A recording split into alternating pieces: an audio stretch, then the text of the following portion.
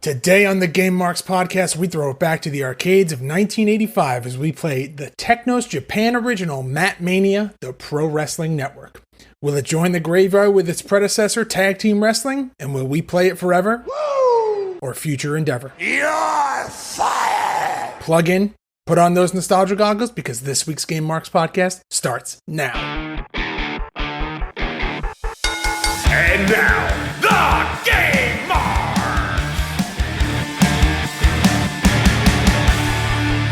Welcome to the Game Marks podcast. My name is Johnny Clash. And I am George Feast, and this week we are playing Mania, the Pro Wrestling Network. Oh, baby, and as always, we love to hear from you guys, so please leave us a review on Apple Podcasts and make sure to subscribe and rate this podcast wherever you choose to listen. And join the conversation on social media at Game Marks Pod. Georgie, how the heck are you this week? I'm doing very good, sir. How about you? Pretty damn good. Just coming off of our hot episode with Mike Herman of RetroSoft Studios, talking all about Retro Mania, which is set to come out on only a few more months. We are seeing a lot of stuff coming out of that one. I gotta tell you, man, there are very few things in the gaming world that are getting me hyped right now, and this is on the top of my list.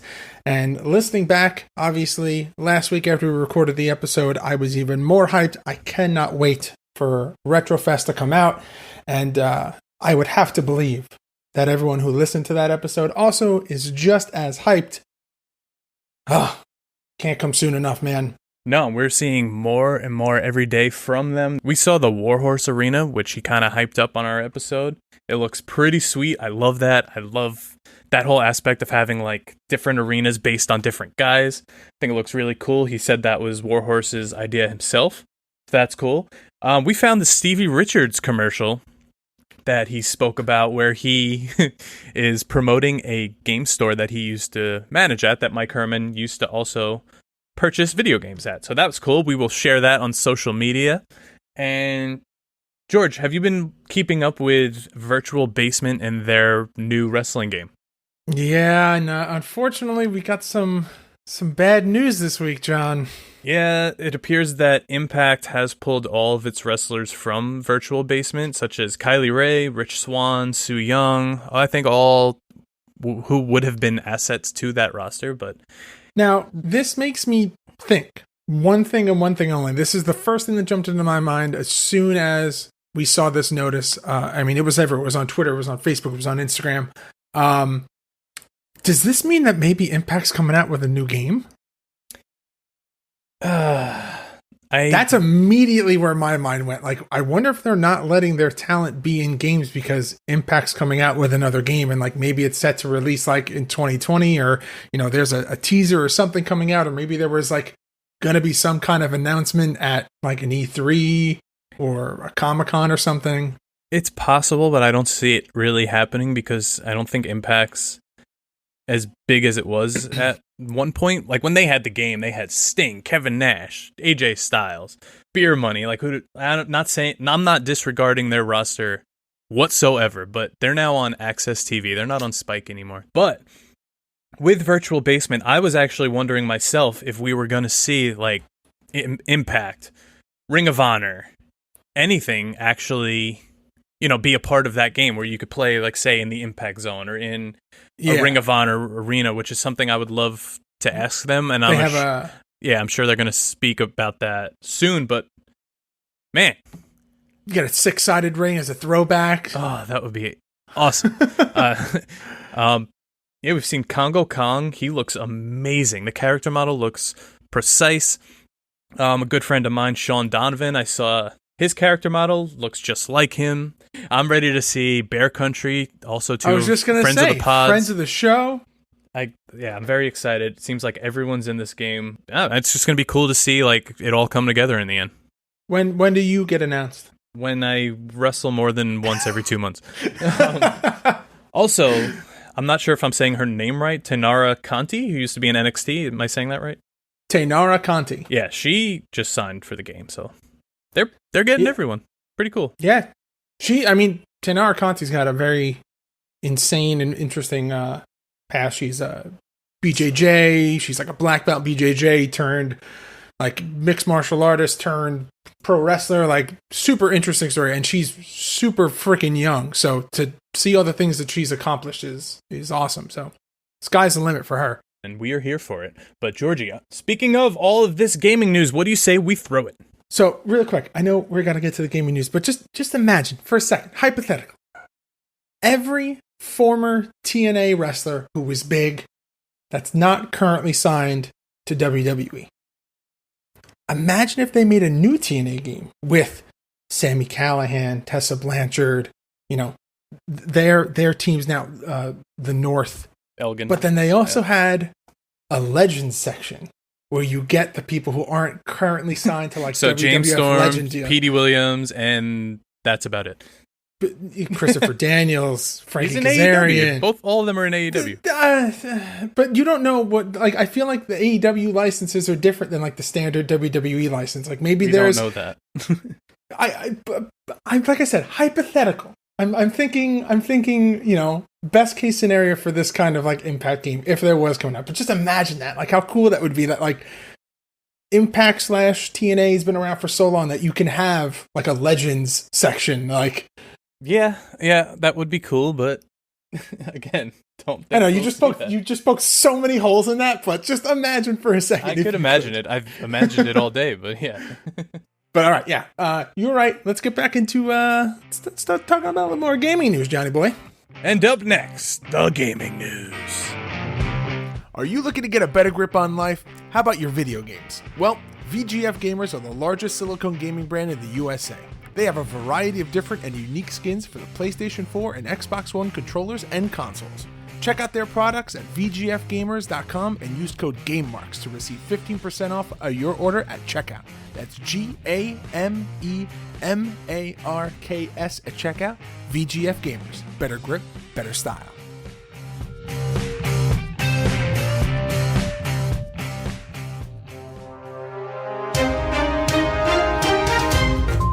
Electronic Arts subscription service EA Access is coming to Steam. The news was announced by EA on June 4th with a graphic on new Steam listings for EA games, sharing the news alongside an official news release from EA that touted a number of games available through EA Access and confirmed the subscription service would be available through Steam later on. This development follows EA's continued efforts to bring some of its biggest games over to Steam, and EA said we could expect to hear more about its plans for Valve platform on June 11th during the EA Play live event. Speaking of Electronic Arts, the video game giant has pledged a sum of $1 million to various organizations fighting racial injustice, including the Equal Justice Initiative and the NAACP Legal Defense and Educational Fund. The company has also promised to double match employee contributions to organizations made within a certain time frame and is providing its employees with an extra day off to be used for volunteering purposes. These actions are similar to other steps big companies in the gaming industry have taken in response to the unrest and protests across the United States. And that's all we have for gaming news this week. Check back next week. So that's pretty cool of EA and Electronic Arts. I feel like more companies should take that initiative. I know the Call of Duty brand has, and Activision, and a GTA, and Rockstar. So I would like to see, I think the world would like to see a lot more of that, a lot of companies coming together for these causes, and I think it's pretty cool. I think that it's the step in the right direction to change the world. Absolutely. Got to see more, would love to see more companies as a whole step up. It'd be even cooler if wrestling and more gaming organizations stepped up too. But John, what do you say we hop into the question of the week? Let's get it. Finally, the Game Marks podcast has our own pro wrestling tees store. Brace yourself because the Game Marks podcast is now on ProWrestlingTees.com. Featuring multiple designs created by us. Head on over to ProWrestlingTees.com/GameMarksPod today to play it forever. Let's touch on last week's question, which was, by me, I asked, what retro gaming console would you like to see released next? And I think most people coincided with your answer saying the N64. And the one that stuck out to me Someone said, I want to see if it's the same one. probably, someone said a No Mercy plug and play is all they want. I knew it. I was just like, John is going to see this, and the plug and play king is going to have to have something like this. As cool as that would be, as hot that would be as a seller, that would put WWE games back on the map, back everyone in their good graces, but I just don't see it happening just for like the space capacity that a plug and play has. It would need to be a console. That. I want to take that one step further because emulators and ROMs are super, super small, like especially for the N64. They're not large files. So I want to take that idea a step further. I want an AKI THQ plug and play where you get from World Tour to No Mercy and you get all of those series of games. Okay, you want to take it even further? Do it for the PlayStation as well? No. A No Mercy / WrestleMania 2000 arcade 1-up. Oh, I'll take a bar top. Yeah, I'll take just either one of those. They don't have to be both. I'll take a bar top. Ooh, I like that. All right, but what's your question? Okay, so I've been playing, probably like most people, I've been playing a lot of video games during all this downtime. And I've noticed that there's a lot of features, because oddly enough, aside from just hanging out and getting to play video games with you every week, it gives me a very fun perspective on the retro titles that we play and then the current titles that I play just, in everyday life. So my question to you this week is, what is a new or recent game feature that you hate? Oh, that I hate. In any game or? It's just like, you can give examples. So like I have an answer. So if you want me to give you my answer as an example first, I'm happy to do that. I'm just trying to think. Something I hate. Because we've talked about stuff before that you hate, but it's something that you maybe didn't have to deal with so much on like a PlayStation 1 or an N64 or, a Sega Genesis or an SNES. Okay, so it's not that I hate it, but I'm a completionist, and when I get a game, I want 100% of that game. So, say like a Spider-Man or like a GTA, I'll run through the story, no problem, but then there's all those little side missions, all the side stuff that you're not 100% until you hit all of those. And I remember running into this, I believe it was Arkham City. I was like, well, now I gotta go catch this mugger, but I just want to find the Joker in this warehouse, So you're not a big fan of like the side quests. I can't say that I'm not a fan of it. It's just, I don't know. I just don't want to do it. Because we've talked about, Spider-Man and the Arkham series and stuff like that. And you always said to me that you always hated like those collectathon things, like how you have to find like the Riddler trophies in Arkham. Like side missions are okay if it's like, I got robbed, go stop this mugger. But I don't want to drive around to, find 100 different Riddler trophies, or like in Assassin's Creed, have to climb up and down buildings to find feathers in like Assassin's Creed 2. I get it, but I don't want to do it. I'm all for side story and like side quest, but collectathons drive me nuts. Yeah, just like the Lego series, they're all the same where you have to collect the gold little coins or whatever they are. So my answer is QuickTime events. Okay.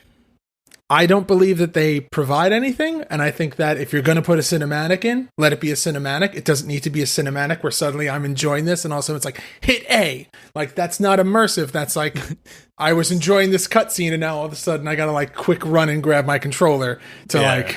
So every 2K game, WWE, that's been out for the past 5 years. Okay. Just not, like, the Resident Evil series is a big fan of this. Like, The Last of Us, as much as I love that game, QuickTime events totally take me out of it. Walk down the hall. It's like, why can't you just walk for me down the hall? It's like, you're taking me there anyway. What if I want to go the other way? I just never understood how it'll transition to a cinematic. And God of War is a perfect example. You'll play, and you'll be immersed fully into this cutscene, and you're like, holy crap, like, this is such a beautiful game. The graphics on this are insane. I love it. And then all of a sudden it'll be like, quick, press A in the next 2 seconds. Otherwise you have to start the whole thing over. And I'm like, I was enjoying the cutscene. Yeah. Another thing I don't like, I'll specifically say WWE 2K20 as I'm very slowly running through the My Career mode, because it's just impossible to get through. It's difficult. Say you fail a mission, you're starting back at the beginning of the entire scene. You can't skip the cutscenes. So, like, I was in the ring specifically with my female player, and you and Lita are cutting a promo at some indie company. Now, Lita beat me the first 3 times. So now it starts over, and I have to listen to the entire promo again, which is a good, like, 3 to 4 minutes long, and my controller's just down waiting, like, okay, let's go. Or there was one specifically where, not to get into too much 2K20, where you had to pull, I think it was Carmella out to the trailer or something in the parking lot and hit your finisher there. But if you hit a finisher before that, you lose the mission. So... Oh, that's weird. Yeah.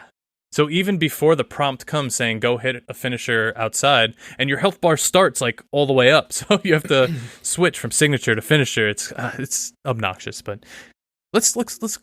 How about we flip this question around for good features? Because specifically, the Gulag is the best thing to ever happen to any Call of Duty game, especially if you die like 4 times in a game like me. Okay, so then let's do that. Let's go. Two-part answer. Let us know on any form of social media at GameMarksPod. Let us know your favorite new or recent game feature, and let us know your least favorite new or recent game feature. And yeah, can't wait to see how this question goes, because I feel like there are so many options. Like, I feel like load times are going to be on there. I feel like driving features and just like controls and how like nothing's really intuitive anymore. I feel like there's just so many things. I can't wait to see what everyone has to say. And yeah, I think it's time, John. You ready to take the plunge? I'm heading to the diving board, baby. It's time for our deep dive. Hey guys, Johnny here. While we love talking about video games and wrestling here on the podcast, we wanted to share with you a new offer from our friends at Stitcher. An enormous amount of shows and bonus episodes are available on Stitcher Premium, such as Office Ladies, Comedy Bang Bang, WTF with Mark Aaron, How Did This Get Made, Bitch Sesh, True Crime Garage, Marvel's Wolverine, and plenty more. Right now you could sign up for Stitcher Premium for only $4.99 a month or $34.99 a year using our code GameMarksPodcast. That's all one word. Head on over to Stitcher.com/premium for this amazing deal and a free month. That's Stitcher.com/premium and use code GameMarksPodcast. That's all one word. Game on, Marks.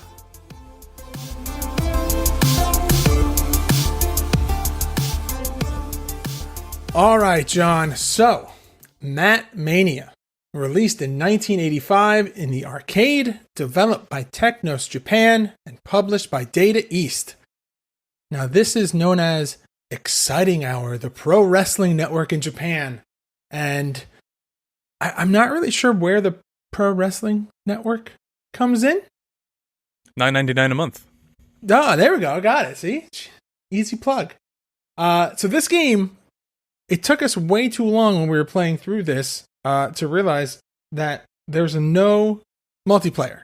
We tried for probably a good 45 minutes to get multiplayer set up, and then we pulled up our images of the arcade cabinet, and I went, "Oh, that's why we can't get 2-player to work, because it is a single-player cabinet." So we both ran through, and boy, oh boy, is this a different game. It's on the same level, I would say, as a Pro Wrestling for the NES, as... I think it gives a little more than that. There are different moves, there are different like sequences you can do. Even as far as like a crossbody out of the ring when you miss. Just like those little tidbits. Graphically, what, though? It almost is cleaner? Like, I like the graphics for Pro Wrestling, but this felt like it had a little bit more. And more colorful, brighter. Yeah. I gotta say, though, right off the bat, the first thing that stands out to me is the guy Corey, your little announcing friend. I guess he's the little disheveled man. Oh, my God. Just immediately, first thing you see when you hit start, announces you, takes you through. And so angry. yeah, like I don't know why he's so mad. I just gave him money. You just gave him a ton of coins, and just gave him money. His name is actually Nari in the Japanese version. Okay, but he's kind of like your Mean Gene. He takes you through like who you're wrestling, the stats about them. He gets angry when you lose. He's like, let's go to the match, blah blah blah. He's very eccentric. Yeah, sleeves rolled up. He's more of like a news reporter, I would say, than like a wrestling announcer. All right, okay, I like that. Now, as player 1, you play as the player / Dynamite Tommy, which I would assume has to be some kind of reference to Dynamite Kid, but you don't know. There's no proof. So you take the player, aka Dynamite Tommy, through the Taito Wrestling Association, challenging various other wrestlers who also resemble real wrestlers, and in the 5th match, you challenge the championship. Now, here's something cool. When you win the championship belt, you're actually presented the belt in like a championship ceremony, which is actually pretty popular in Japan that they do. And you kind of do like a reset after you win the championship, and you go and face the other 5 opponents and now defending your belt. Just to jump in really quick, in the US, it is known as Taito Wrestling Association. That's because the publisher is Taito. And in the Japanese version, it is known as Technos Wrestling Association because it was developed by Technos Japan. Go figure. Who would have There's your little fun fact about TWA works both ways. Now, do you want to jump into this roster here so we can see who we're playing and who we're playing against? Oh, yeah. Big fan. Let's do this. Can't wait. So, the player, he's obviously modeled after the Dynamite Kid, like we said. So in Exciting Hour and Matt Mania, he's simply called You. And in Mania Challenge, he's dubbed as Dynamite Tommy. And now, get this. The Dynamite Kid's real name is Tom Billington. So go figure. Wow. Now, 4th wall breaking. Unreal. Now, there's signs in the crowd held up which read, Fight Tommy and Tommy Great. Now, he's kind of also like a disheveled looking, I would say like Bruiser Brody-ish looking man with bushy hair, kind of, again, I'll use this reference, Tomba-ish, just like the old game. Killing me. I'm not killing me. I'm not killing you because I said it while we were playing and you agreed. Yeah, you're just the baby face of the game. So your first opponent is Insane Warrior. Now, go figure what he looks like. Dun, dun, dun, a Road Warrior. So specifically Road Warrior animal mixed with like a punk barbarian theme. And he has the mohawk with the loose fitting pants and like heavy makeup on his face, which resembles animal very much. What's cool is most of these wrestlers do have their own movesets. Like he does a gorilla press slam. He has like a flying elbow smash and a clothesline. That gorilla press slam is horrifying. He throws you out of the ring and then does like a suicide dive or like a tope of some kind. Like it's nuts. He holds you in it too for like a couple seconds. You're like, okay, is this a torture rack or is this a full press? Yeah, it's a full press. Then you get to Karate Fighter, who is modeled after the great Kabuki. We thought he actually resembled Sabu, but in 1985, I'm not sure if that's a thing. But also, like we said, different moves. He's kind of got more of like a karate style moveset. He has a completely different moveset from your player itself. So he's one of the only wrestlers on the roster that doesn't do the same moves as you. His big thing, and I got hit by it, several times, is, you get into a headlock, and then you're kind of groggy, and then he walks right up to you, and he hits you with this insane combination, and depending on how much damage you've already taken, the combo goes on for longer than you would expect, and for, I don't know, 1985 graphics, this kind of looks vicious. Like it looks mean. Yeah, it does. That's what I liked about this game though. Like everything does look like smooth and vicious. Like they don't look like they kill you. Like they do actually like tuck the neck on tombstones, but yeah, I mean it's cool. It's pixel sprites and the moves look real. Like they really would hurt. it's nuts. I also think talking to Mike Herman last week, we have like a newfound appreciation for what goes into these games, especially in 1985, because it wasn't as easy as it is now, and now it's not even easy. Now, the next wrestler on this list is Coco Savage.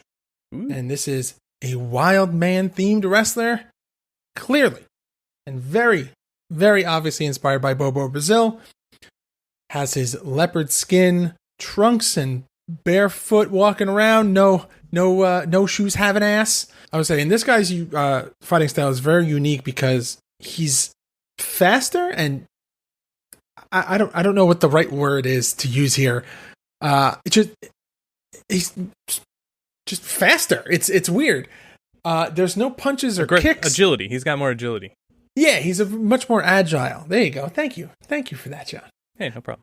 So his moveset's really weird. In addition to his agility, he doesn't have any punches or kicks, but he's the only other opponent in the game that you could face that has the shoulder block, like your character. Now, his other moves include the coconuts? So, yeah, so coconuts mean when you're in a headlock and you just punch the guy in the head over and over again. It's like punching a coconut. Is that like insider baseball term? Like, is that like a real thing? I don't know, but that's what we got. Oh, man. So he also has, I'm sorry, I was still thrown off by that. So you have coconuts, you have a Mongolian chop, and the giant swing throw as his finishing move, as well as a body splash when you are down. But I feel like most characters have some form of, crossbody or splash when you are down. Yeah, easiest way to pin out of nowhere. Yes. And up next, the Piranha, who is a masked wrestler themed after Mil Mascaras, who often use a mask with shark teeth design. So, was this the first incarnation of Shark Boy? I was going to say, is this OG Shark Boy? If you think this is OG Shark Boy, give me a shell, yeah. That's for our listeners, Tag not you. Shark Boy?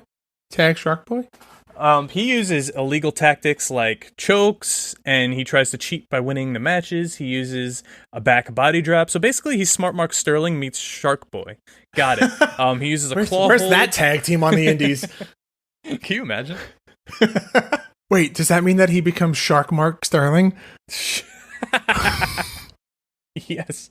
That is the best. Oh my god, he could get him a mask with silver hair coming out of it. He's the Great Silver Shark. Now, one of his most effective moves, it involves suspending the player above the mat by grabbing his hair with one hand and illegally gouging him square in the eyes with the other. He also uses an elbow drop as his ultimate move. So imagine going from the most illegal move I've ever heard of in my life to an elbow drop. To an elbow drop. Good job, Piranha.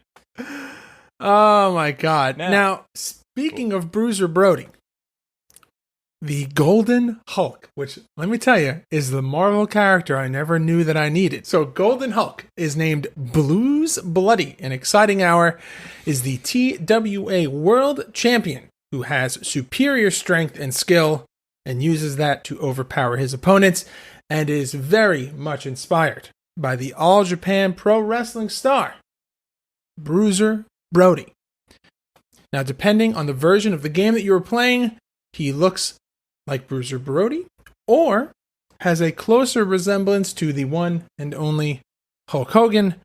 And this change was actually, I guess you could say, a running change made to capitalize on the popularity of Hulk Hogan. Yeah, I believe he uses a leg drop too, right? So the moveset includes the one-armed body slam, an elbow smash, a drop kick, and the patented leg drop of doom, made most famous by Hulk Hogan. Now, we've seen a lot of games so far in a little less than a year of doing this podcast that all feature a Bruiser Brody, either look-alike or someone modeled after him. But I don't think, at least not in any of the games we've played or we have coming up, maybe there's an All Japan game that might have it, but I've never seen the actual Bruiser Brody in a video game. I know that he exists in games. Don't say Fire Pro. Well, he doesn't exist in Fire Pro like as Bruiser Brody, but there are, like, he exists in Fire Pro the same way that like Hulk Hogan exists in Fire Pro. Exactly. Yeah. But no, I'm pretty sure there's like an actual like licensed game where it's like you can pick Bruiser Brody. All right, now that's the roster for this game. But I got to tell you, I'm even more excited because we talk a lot about two things here. We talk about the graphics and / the controls. I guess three things: the graphics, the controls, and then most importantly, the most important part of any single game. At least my most important part. John, how cool, and you can bleep this, how cool is that fucking crowd? The crowd here. I am the biggest crowd stickler. I'll say it every episode. Crowdmark's podcast. The crowd looks great. The whole arena looks great. The ring, the barricades. Like we said, it's close to like pro wrestling, but it's like more colorful, more like inviting to play. Like it doesn't hurt your eyes with like the muted colors and stuff. But there are actually some crowd cameos, and they depend on like which version you're playing and like which level you're playing. So in the crowd, you could find very easily, by the way, Superman, Batman and Robin, ZZ Top, Popeye, Alien, Stevie Wonder, John Travolta, the Jackson 5, the Stay Puft Marshmallow Man from Ghostbusters, Darth Vader, Princess Leia. Now, when we played, we mostly saw Superman and Darth Vader, and I believe I kept seeing ZZ Top in there, and that's really all I saw. So I'm assuming that depending on what version you get, whether American or Japanese, or maybe Challenge, or maybe the re-release, then I think there's more in the crowd. I gotta tell you, this was probably one of the coolest. Like, I was aware of this game. I was not aware of the crowd cameos, and that was probably the thing that popped me the most about this game. We're playing, you're like, is that Superman? I was like, why is that? Yeah, Darth Vader Superman? is 2 feet away from him. And you're like, take a look, like 2 people down, Darth Vader. I'm like, oh, holy crap, this is awesome. Oh man, George's getting a little feisty today. All right. I know. It's Friday. I'm ready to do this. Now, speaking of re-releases, Atari released an Atari 7800 version of Mat Mania titled Mat Mania Challenge. Now, this version was faithful in some aspects, like graphics and controls. Like, it was very similar to the original. However, it was reviewed very poorly by most magazines and game players because it was missing all of the villain characters due to the amount of low memory Atari cartridges were known for. Now, I will say this. Going back to a big difference between Mat Mania Challenge and Mat Mania is the biggest addition, the most important addition, is a multiplayer mode. Ah, there it is. Maybe we should have played that one. So the difference between Mat Mania and Mat Mania Challenge is one is an arcade release, and like John said before, Mat Mania Challenge was released for the Atari 7800. And that features the multiplayer mode, which, man, do I wish that we played that version. Maybe that'll be like a little bonus YouTube episode we'll go and play. We'll put that up on YouTube, and we'll see who wins that week's Clash at the Feast. Now, Mike Herman last week said that he acquired the license to this game. So we're going to see these characters in Retromania, I believe, in the story mode, he said. I cannot wait to fight against the Golden Hulk. I think that's pretty cool. Very excited. Nice, yeah, that's awesome. Nice throwback.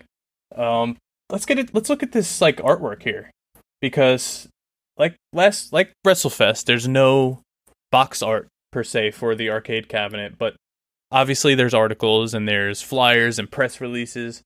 So right off the bat, the Mat Mania logo, it reminds me of like DuckTales or like a Disney. I'm getting like Looney Tunes, like. But also at the same time, somehow trying to be like a Hulk Hogan font without actually being a Hulk Hogan font. Yeah. I could see that. But interesting enough, the magazine ad shows one screenshot from the game, and it clearly looks like a picture taken on like a on the cabinet itself.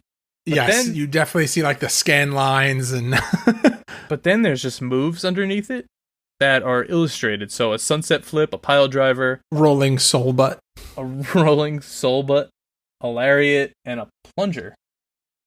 Which, now it's a suicide. The plunger graphic. Well, no, okay. So I was going to say, does the plunger mean that it takes 4 people to execute that move, where the first person goes and does a suicide dive, and then the second person goes and does a suicide dive, and it's just 4 consecutive suicide dives. I would love to see the physics behind that, but maybe.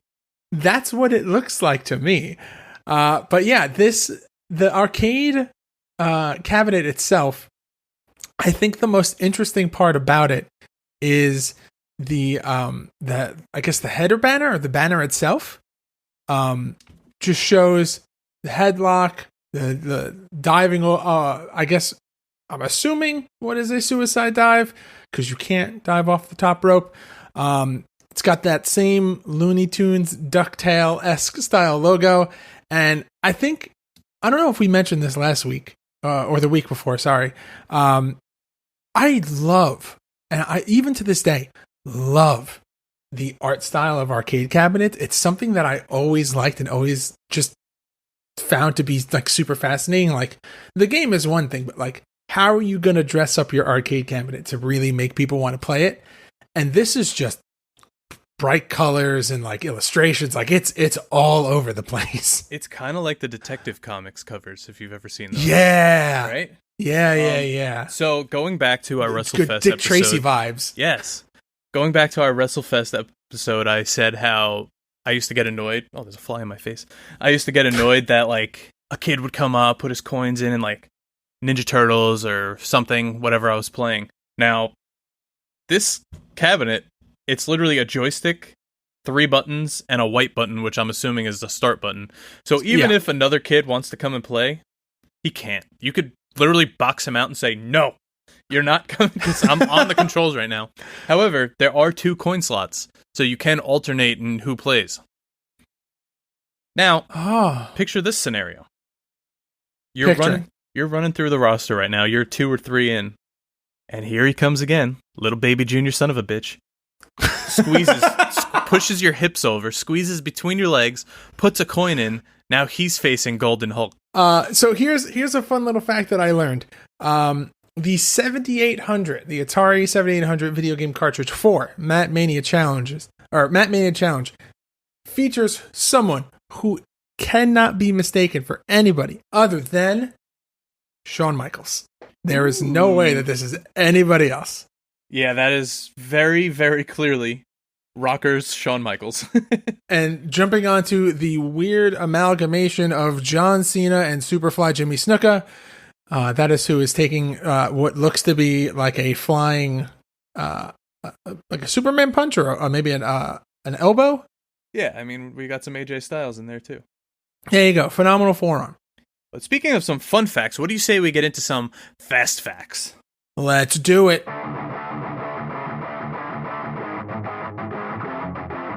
Matt Mania Exciting Hour was ported to the PS4 console in 2015, published by Taito Hamster. This is available in the PS4 arcade archives for only $7.99. This was also released for the Switch in 2019, and is also available for $7.99. Now, if you wanted to own your own Matt Mania cabinet, the Vintage Arcade Superstore has the Matt Mania cabinet for the low bargain price of $2,495.00. Nice round numbers, guys. Though sharing the same name and year of release, the AWA Remco action figures titled Matt Mania are not affiliated with the Matt Mania video game at all. Thanks, Brian Myers.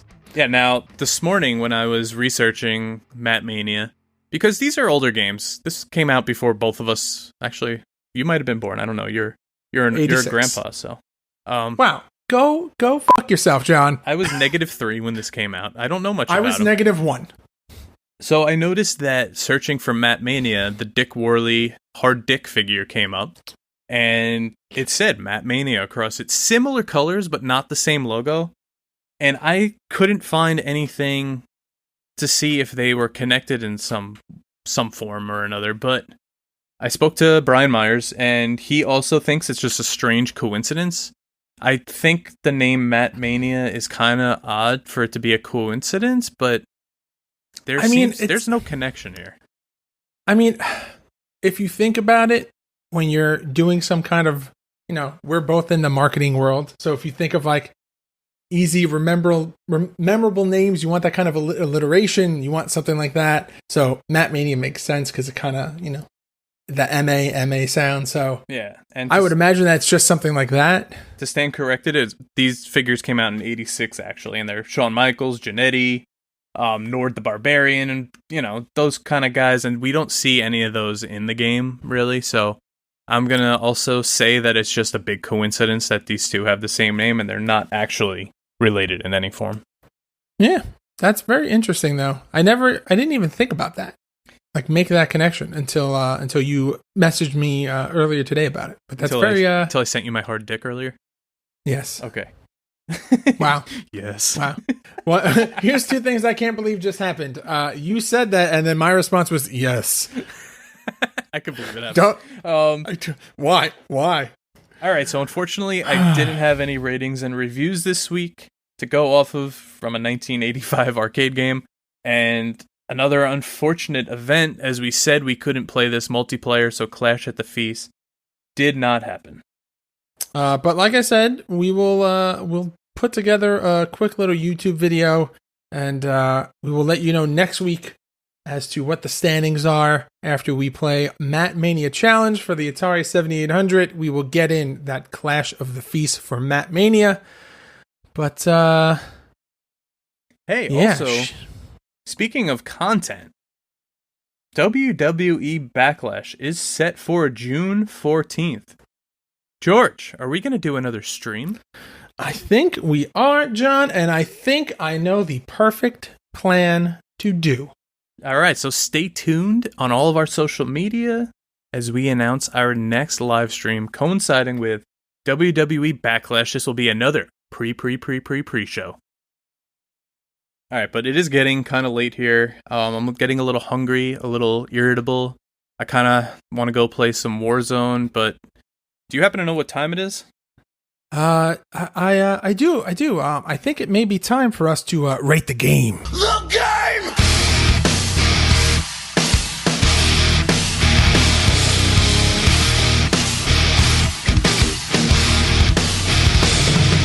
It's all about the game, you fall like the rest. Your failure is your success. It's all about All right, Georgie, so I'm going to throw it to you first.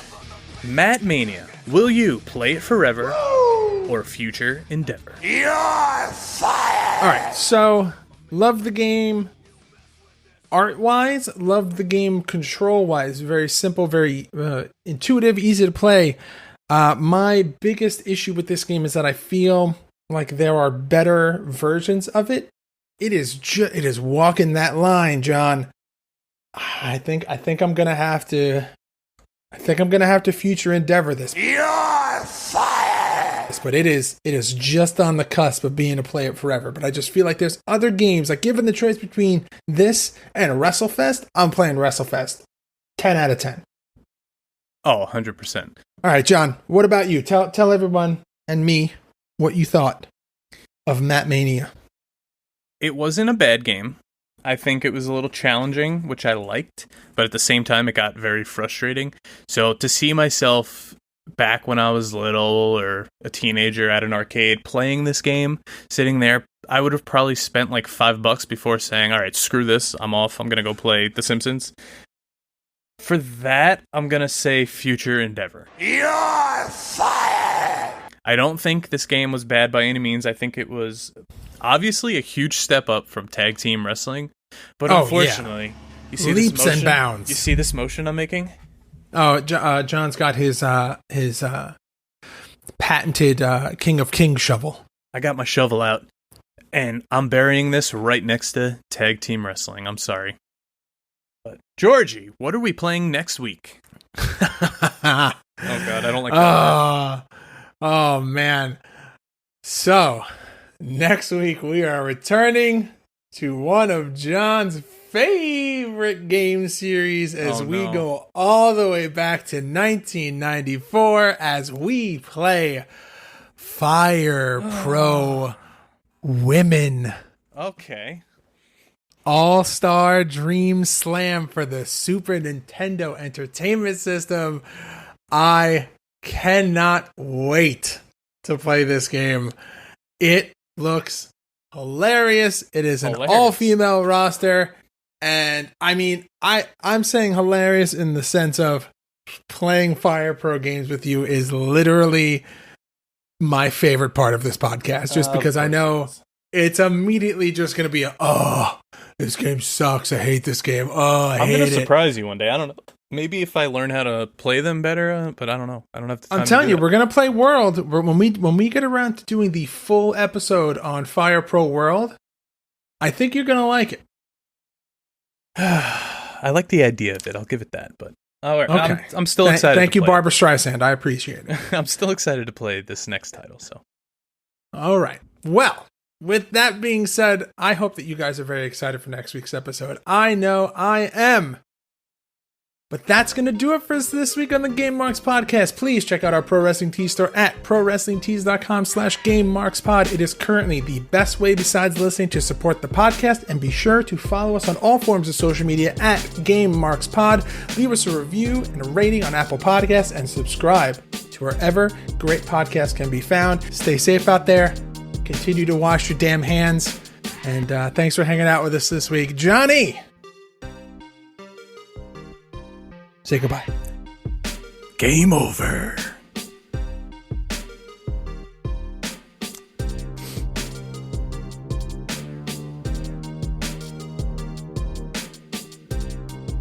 Marks.